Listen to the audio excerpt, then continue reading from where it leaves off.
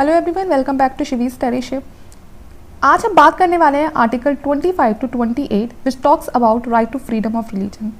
जैसे कि हम सभी जानते हैं, अगर हम बात करें इंडिया की, तो इंडिया अपने आप में एक मल्टी कल्चरल, साथ में एक मल्टी रिलीजियस कंट्री है। यहाँ पर रहने वाले जो लोग हैं वो हर धर्म से बिलोंग करते हैं, जैसे कि हिंदू, मुस्लिम, सिख। इसी के चलते उन लोगों के इमोशंस को ध्यान में रखते हुए इंडिया का अपना खुद का कोई भी एक पर्टिकुलर रिलीजन नहीं है। उन सब के इमोशंस मैटर करते हैं क्योंकि वो सिटीज़न है इंडिया के। तो इसीलिए जो इंडिया अपने आप में एक सेकुलर स्टेट है। सेकुलर स्टेट से यहाँ पर क्या मतलब है कि किसी भी कंट्री में जहाँ पर बहुत सारे अलग अलग कास्ट रिलीजन के लोग रहते हैं, लेकिन उस कंट्री का अपना खुद का कोई रिलीजन नहीं रहता, बल्कि वहाँ पर रहने वाले जितने भी लोग होते हैं सबको पूरी लिबर्टी होती है कि अपना बिलीफ, फेथ, वर्शिप वो कुछ भी मान सकते हैं, ठीक है, और कोई उनको मना नहीं करेगा।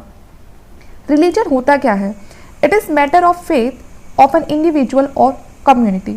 यहाँ पर जो रिलीजन की बात कही गई है, रिलीजन असल में होता क्या है कि कोई भी इंसान, कोई भी इंडिविजुअल जो ये मानता है कि मतलब उसकी आस्था है कि जो भी हो रहा है इस वजह से हो रहा है, तो उसका जो फेथ होता है उसे बोलते हैं रिलीजन, ठीक है। जैसे कि हम अगर भगवान में मानते हैं तो हम कहीं ना कहीं ऐसा मानते हैं कि हमारे पास जो भी हो रहा है या जो भी होता है सब उनकी मर्ज़ी से होता है, तो वो मेरा फेथ हो गया, ठीक है ना, वो मैंने उसी को अपना रिलीजन मान लिया।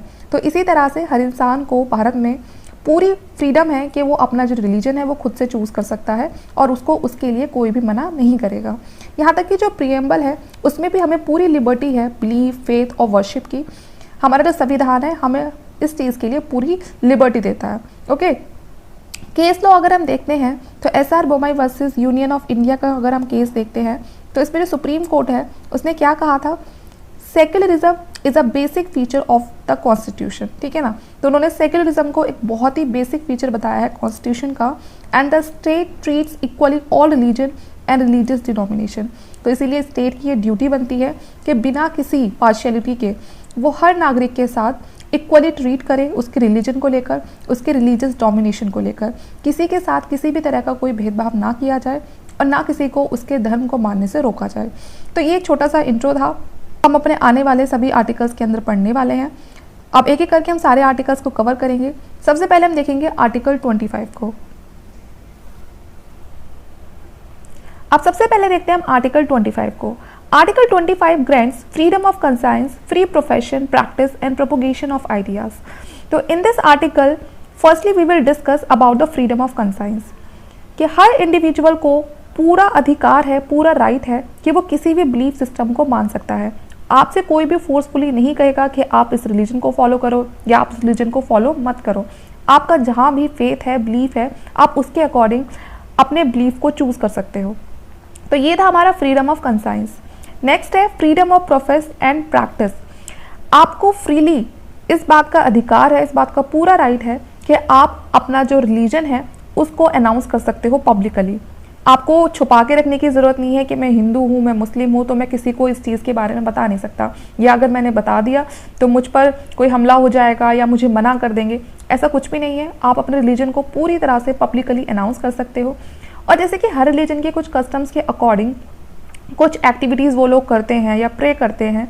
जैसे कि जो मुस्लिम होते हैं वो नमाज़ पढ़ते हैं, जो सिख होते हैं दे कैन कैरी किरपन, ठीक है। तो उनको ये पूरी तरह से फ्रीडम होती है कि वो इस तरह की जो चीज़ें हैं वो कंडक्ट कर सकते हैं। थर्ड है, नेक्स्ट है freedom of propagate. Freedom of propagate से मतलब क्या है कि दे कैन स्प्रेड और talk any ideas as per their religion. जैसे कि प्रेस्ट होते हैं मंदिर में, तो वो अपने धर्म से रिलेटेड जो भी गीता होती है, महाभारत होती है, उनको लोगों को सुना सकते हैं। इमाम, काजी, तो वो अपने अपने धर्म के बारे में जो उनके आइडियाज़ हैं, उनकी जो टीचिंग्स है वो लोगों तक फैला सकते हैं। उस पर किसी भी तरह की कोई भी पाबंदी नहीं रहेगी। तो ये तीनों चीज़ें हमें सीखने के लिए मिलती हैं और पूरा जो राइट मिलता है वो मिलता है आर्टिकल 25 में, freedom of conscience, free profession, practice and propagation of ideas. तो ये पूरा आर्टिकल आपको समझ आ गया होगा। अब जैसे कि हम हर बार देखते हैं कि कोई भी आर्टिकल पूरी तरह से एब्सोल्यूट नहीं होता, तो ये आपका आर्टिकल 25 जो एक फंडामेंटल राइट है ये भी पूरी तरह से एब्सोल्यूट नहीं है, इसको भी रेस्ट्रिक्ट किया जा सकता है। पहला किस केस में किया जाएगा? In case of public order, morality और हेल्थ। जैसे कि यहाँ पर एक केस लॉ है, इसको देखते हैं। इन हिंसा विरोधक संघ वर्सेस मिर्ज़ापुर मोती कुरैश जमात। इस केस में क्या हुआ था, जो सुप्रीम कोर्ट है उन्होंने 9 दिन के लिए पूरी तरह से क्लोजर कर दिया था म्यूनसिपल जो स्लॉटर हाउसेस थे। अब इन स्लॉटर हाउसेस को बंद करने का क्या कारण था, रीज़न क्या था इसके पीछे? जैन रिलीजन, ठीक है ना, उनका एक फेस्टिवल होता है पर्यूषण फेस्टिवल, जो उनके लिए बहुत ही इंपॉर्टेंट होता है। तो इसीलिए उनके इमोशन को, उनके सेंटीमेंट्स को देखते हुए सुप्रीम कोर्ट ने यहाँ पर 9 दिन के लिए जो स्लॉटर हाउसेज होते हैं उनको बंद करवा दिया था। The court consider the religious matter sentiment of the Jain community and the public interest objective to preserve mutual respect and tolerance between India's diverse communities. ठीक है, तो इससे आपको समझ आ गया होगा कि इस तरह की सिचुएशन में आर्टिकल 25 को रेस्ट्रिक्ट किया जा सकता है। ओके, यहाँ पर हमारा एक रेस्ट्रिक्शन और है, हम उसको देखते हैं। अब है यहाँ पर जिस केस में हम आर्टिकल 25 को रेस्ट्रिक्ट कर सकते हैं वो है if it disturbs the social welfare of general public. ये केस बहुत इंपॉर्टेंट रहा है, इसको दूसरे नाम से भी जाना जाता है नेशनल एंथम केस। इसमें क्या हुआ था, कुछ बच्चे होते हैं एक स्कूल में जो वर्शिप करते थे जेहोवा, ठीक है ना, जेहोवा उनका रिलीजन था तो वो उसकी वर्शिप करते थे, इसीलिए वो नेशनल एंथम को गाने से रिफ्यूज़ कर देते हैं उनके रिलीजियस फेथ की वजह से। लेकिन वो बहुत ही रिस्पेक्टफुली साइलेंस के साथ नेशनल एंथम जब चलता है तो उसमें खड़े रहते हैं, बट रिफ्यूज टू सिंग। ठीक है, अब जो स्कूल की हेड मिस्ट्रेस होती हैं वो क्या करती है, उन बच्चों को स्कूल से निकाल देती हैं for not singing national anthem. अब यहाँ पर सुप्रीम कोर्ट का क्या फैसला आता है, सुप्रीम कोर्ट बोलता है कि बच्चों को स्कूल से निकाल दिए जाना, यहाँ पर उन बच्चों का जो आर्टिकल 25 है, जो उनका फंडामेंटल राइट है, उसको वायलेट किया जा रहा है। They have freedom to practise their own religion, तो इसीलिए उन बच्चों को वापस से स्कूल में लिया जाए। तो यहाँ पर ये 2 केस मैंने आपको पढ़ा दिए हैं, जिससे आपको क्लियर हो गया होगा कि किन सिचुएशन में जो आर्टिकल 25 है उसको रेस्ट्रिक्ट किया जा सकता है। ओके, अब आते हैं हमारे आर्टिकल नंबर 26 पर, freedom to manage religious affairs. ठीक है, ये हमारा आर्टिकल 26 होगा। इसमें सबसे पहले कहा गया है right to form and maintain institution for religious and charitable intents. यहाँ पर जितने भी रिलीजियस इंस्टीट्यूट होते हैं, ठीक है ना, जितने भी धार्मिक संप्रदाय होते हैं, उनको पूरा ये राइट दिया हुआ है कि वो अपने खुद के इंस्टीट्यूशन बना सकते हैं रिलीजियस पर्पज़ के लिए या चैरिटेबल पर्पज़ के लिए। ठीक है, सेकेंड पॉइंट है यहाँ पर right to manage its own affairs in the matter of religion. अपना खुद का वो उसमें जैसे भी उसको मैनेज करना चाहते हैं तो वो खुद से उन रिलीजियस इंस्टीट्यूट को खुद से मैनेज भी कर सकते हैं। थर्ड पॉइंट है right to acquire immovable and movable property. वो अपने रिलीजियस इंस्टीट्यूट के नाम पर जो मूवेबल और जो इमूवेबल प्रॉपर्टी है दोनों को एक्वायर कर सकते हैं। ठीक है, तो वो इन इंस्टीट्यूशन के नाम पर जो प्रॉपर्टी है उसको भी ले सकते हैं, उसको भी एक्वायर कर सकते हैं। फोर्थ है यहाँ पर right to administer such property according to the law. अब जब उन्होंने वो प्रॉपर्टी ले ली, ठीक है ना, वहाँ पर कोई चर्च बना दिया, कोई मंदिर बना दिया, मस्जिद बना दिया, तो वो उसको खुद से एडमिनिस्टर भी कर सकते हैं अपने बनाए हुए लॉ के अकॉर्डिंग। जैसे कि हर मंदिर मस्जिद के अपने कुछ लॉ होते हैं, तो इस तरह के लॉ को कोई वहाँ पर चैलेंज नहीं कर सकता है। ठीक है, तो ये था हमारा article 26 freedom to manage religious affairs. ये आर्टिकल 27 की जो बेसिकली बात करता है कोई टैक्स से रिलेटेड, ठीक है ना, tax promotion of any religion. यहाँ पर अगर सिंपल से हम बात करें, एकदम सिंपल अगर हमने वर्ड्स में समझें, तो यहाँ पर बात की गई है freedom of payment of tax for promotion of any religion. सबसे पहले इसमें आपको 2 ही पॉइंट्स याद रखने हैं, अगर वो 2 पॉइंट आपने याद रख लिए तो फिर आपको आगे कोई भी प्रॉब्लम नहीं होगी। फर्स्ट पॉइंट है state shall not use the tax fund और benefit of any religious institute. यहाँ पर मतलब है कि हम स्टेट को, सबको पता है कि हम स्टेट को टैक्स पे करते हैं, तो जनरल पब्लिक से लिया हुआ टैक्स जो गवर्नमेंट है, जो स्टेट है, तो स्टेट उस टैक्स को किसी भी पर्टिकुलर रिलीजन के इन्वेस्टमेंट के लिए यूज़ नहीं करेगी। वो उसे मंदिर मस्जिद गुरुद्वारा बनाने के लिए बिल्कुल भी यूज़ नहीं करेगी। जो जनरल पब्लिक से लिया हुआ टैक्स है, ठीक है, उसको उसे ऐसे काम में लगाना जो सबके काम आए, किसी पर्टिकुलर रिलीजन के काम ना आए। ओके, तो पहला पॉइंट तो ये हो गया। तो यहाँ पर कहा गया है कोई भी इंसान अगर अपनी मर्जी से किसी भी रिलीजियस इंस्टीट्यूट को, ट्रस्ट को अगर टैक्स देना चाहता है, सॉरी नॉट टैक्स, अगर डोनेशन देना चाहता है तो उसके डोनेशन पर किसी भी तरह का कोई भी टैक्स नहीं लगेगा। मतलब वो वहाँ पर जितने भी पैसे या जितनी भी अमाउंट देता है एज अ डोनेशन, उस पर कोई भी टैक्स नहीं लगेगा।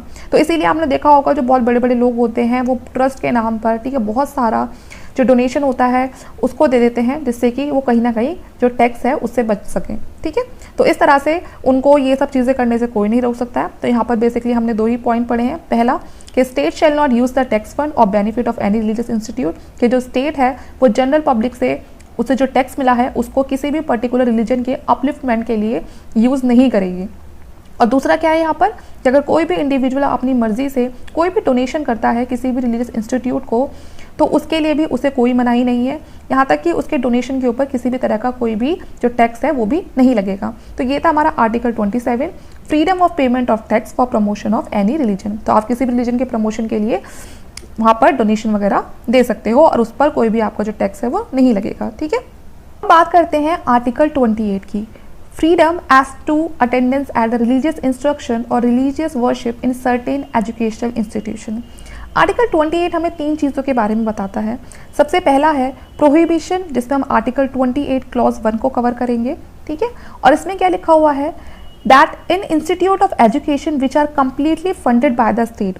कोई भी इंस्टीट्यूट ऐसा है जिसको कंप्लीटली फंडेड कौन कर रहा है, स्टेट कर रहा है। ठीक है ना, उसको गवर्नमेंट चला रही है। Any kind of religious instruction can not be provided. तो इस तरह के इंस्टीट्यूट में किसी भी तरह की कोई भी रिलीजियस ट्रेनिंग, रिलीजियस इंस्ट्रक्शन वहाँ पर पढ़ने वाले जो स्टूडेंट्स हैं उनको नहीं दी जाएगी, क्योंकि वहाँ पर जो वो पूरा जो इंस्टीट्यूट चल रहा है वो कोई उस रिलीजियस कम्युनिटी नहीं चला रही है, बल्कि उसको स्टेट चला रहा है। और स्टेट वो जो पैसा है वो किसका होगा, वो पब्लिक का होगा, और पब्लिक में कोई एक कास्ट रीजन के लोग तो है नहीं। तो इसीलिए उस इंस्टीट्यूट में किसी भी तरह की कोई भी जो रिलीजियस ट्रेनिंग है, इंस्ट्रक्शन है, उन बच्चों को नहीं दी जाएगी। ओके, तो ये था हमारा पहला आर्टिकल 28 क्लॉज 1। ओके, एग्जाम्पल की बात करें तो सपोज कीजिए कि जो गवर्नमेंट है उसने एक मराठी स्कूल को स्टैब्लिश कर दिया है। अब उस मराठी स्कूल में जो आसपास के बच्चे हैं वो सब बच्चे उसमें पढ़ने आएंगे, ना उनका कोई कास्ट देखेंगे ना रिलीजन देखेंगे। तो उन बच्चों को आप किसी भी तरह की वहाँ पर कोई भी रिलीजियस ट्रेनिंग या इंस्ट्रक्शन नहीं देंगे। ठीक है, तो ये था हमारा पहला आर्टिकल, आर्टिकल 28 क्लॉज 1 की जो हमने बात करी है। अब हम देखते हैं article 28 clause 2, to the permitted. Article 28 clause 2, जिसे एक्सेप्शन बताया गया है, the prohibition article 28 clause 1 would not apply to an educational institution which is administered by the state. यहाँ पर कहा गया है कि जो आर्टिकल 28(1) है जो हमने पढ़ा कि किसी भी एजुकेशनल इंस्टीट्यूट में किसी भी तरह की कोई रिलीजियस ट्रेनिंग या इंस्ट्रक्शन नहीं दी जाएगी, वो आर्टिकल 28 क्लॉज 2 में उसको यहाँ पर वो अप्लाई नहीं होगा। ये वाली जो कंडीशन है वो अप्लाई नहीं होगी। लेकिन किस केस में अप्लाई नहीं होगी, कि जो भी स्कूल है या जो भी इंस्टीट्यूट है अगर उसको स्टैब्लिश किया है किसी भी रिलीजियस ट्रस्ट ने, ठीक है, किसी पर्टिकुलर जो रिलीजियस ट्रस्ट है उसने उसको स्टैब्लिश करा है, लेकिन कहीं ना कहीं जो उसकी छोटी मोटी हेल्प है या फिर उसकी जो ज़मीन है जिस पर वो बना है उसको सस्ते में सरकार ने उसको दिलवाया है, स्टेट ने उसको दिलवाया है, या स्टेट छोटी मोटी कोई भी उनकी हेल्प कर रहा है, तो उस इंस्टीट्यूट में फिर भी जो रिलीजियस ट्रेनिंग है, जो रिलीजियस इंस्ट्रक्शन है वो दी जा सकती है। ओके, तो ये एक्सेप्शन था जो मैंने आपको बता दिया। ऊपर वाले में क्या है, वो फुली फंडेड था स्टेट के द्वारा, उसको पूरी तरह से स्टेट ही चला रही थी, इसलिए कोई भी जो रिलीजियस इंस्ट्रक्शन वगैरह है वहाँ पर नहीं दी जाएंगी। लेकिन सेकेंड केस में क्या है, उसको जो स्टैब्लिश है वो किसी रिलीजियस इंस्टीट्यूट नहीं किया है, किसी रिलीजियस चैरिटी ने ही करवाया है या किसी ट्रस्ट ने करवाया है। तो ऑफकोर्स ये बात है कि अगर कोई भी रिलीजियस ट्रस्ट किसी भी इंस्टीट्यूट को स्टैब्लिश करेगी तो वो इसी पर्पज़ से करेगी कि वो अपने उस आइडिया को, जो उनके रिलीजन में जो आइडियाज़ है, जो उनका बिलीफ है, वो उसको आगे प्रमोट कर सके।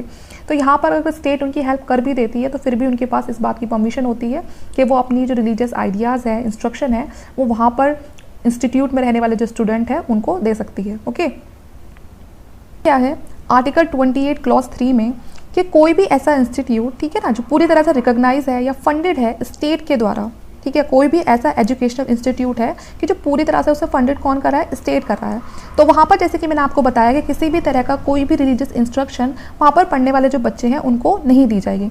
लेकिन फिर भी आप चाहते हो तो वहाँ कंडीशन लगती है कि आपको उन बच्चों के गार्डियंस या जो उनके पेरेंट्स हैं उनसे उस चीज़ के लिए कंसेंट लेना पड़ेगा, उनसे पूछना पड़ेगा कि आप कुछ भी उनके बच्चों को इस तरह से जो रिलीज इंस्ट्रक्शन है वो दे सकते हो या नहीं दे सकते हो। ठीक है, तो पहले वाले पॉइंट पे हमने क्या पढ़ा था प्रोहिबिशन में, कि नहीं दे सकते, कोई भी इंस्ट्रक्शन, रिलीजियस इंस्ट्रक्शन नहीं दे सकते किसी भी स्टेट फंडेड इंस्टीट्यूट में। ठीक है,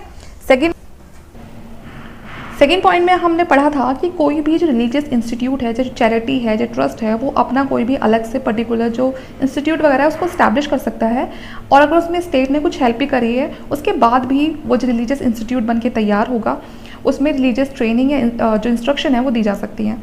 और थर्ड वाला पॉइंट क्या है कि स्टेट फंडेड कोई भी जो एजुकेशन इंस्टीट्यूशन है वहाँ पर किसी भी तरह का कोई भी रिलीजियस इंस्ट्रक्शन नहीं दिया जाएगा। लेकिन अगर आप फिर भी चाहते हो तो उससे पहले आपको जो उनके पेरेंट्स हैं उनसे एक कंसेंट लेना पड़ेगा। ओके, तो यहाँ पर एक केस लॉ भी है, teaching of Guru Nanak DAV college versus state of Punjab.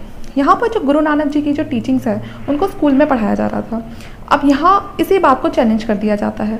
Challenge करने के बाद जो सुप्रीम कोर्ट है उसकी जजमेंट ये निकल कर आती है कि जो गुरु नानक जी की जो टीचिंग्स है वो कोई भी रिलीजियस स्टडी नहीं है, ठीक है ना, बल्कि वो एक एकेडमिक स्टडी है, क्योंकि उनकी लाइफ से हमें बहुत कुछ सीखने के लिए मिलता है। तो इसीलिए उन्होंने पूरी तरह से इस चीज़ को नेगलेक्ट कर दिया और जो टीचिंग्स थी गुरु नानक की वो आगे भी ऐसे कंटिन्यू रही पढ़ने की में। ओके, तो यहाँ पर ये ऊपर हमारे सारे आर्टिकल्स कवर हो चुके हैं, आर्टिकल 25 से लेकर 28। होपफुली आपको सारे आर्टिकल्स पूरी तरह से क्लियर हो गए होंगे। अगर आपको अच्छे से नहीं समझ आए हैं तो एक बार या तो आप वीडियो देख लीजिए या फिर आप मुझसे कॉमेंट करके भी पूछ सकते हैं। अब मिलते हैं हमारे नेक्स्ट पार्ट में जिसमें हम कवर करेंगे आर्टिकल 29 और 30। ओके, तो इस वीडियो के लिए इतना ही। वीडियो अच्छी लगे तो प्लीज़ लाइक करना, शेयर करना और चैनल को सब्सक्राइब कर लेना। Thank you.